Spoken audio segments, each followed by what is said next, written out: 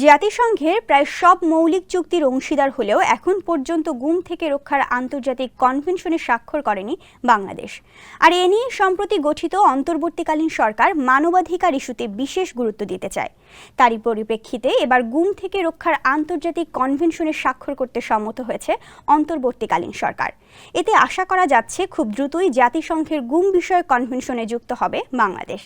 এক সূত্রে জানা যায়, মোহাম্মদ তৌহিদ হোসেন অন্তর্বর্তী সরকারের পররাষ্ট্র বিষয়ক উপদেষ্টার দায়িত্ব নেওয়ার পর সম্প্রতি পররাষ্ট্র মন্ত্রণালয়ের জ্যেষ্ঠ কর্মকর্তা এবং বিদেশে নিযুক্ত বাংলাদেশের রাষ্ট্রদূত বা হাই কমিশনারদের সঙ্গে বৈঠক করেছেন।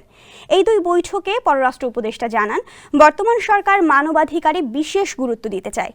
যুক্তরাষ্ট্র সহ পশ্চিমা দেশগুলো এবং জাতিসংঘ সহ বিভিন্ন মানবাধিকার সংস্থা বাংলাদেশ নিয়ে গত কয়েক বছরে বেশ সমালোচনা করে গেছে, কিন্তু যারা ক্ষমতায় ছিলেন সেই অর্থে মানবাধিকার বিষয়ে খুব একটা গুরুত্ব দেননি। এতে করে আন্তর্জাতিক সম্প্রদায়ের কাছে বাংলাদেশের সুনাম নষ্ট হয়েছে।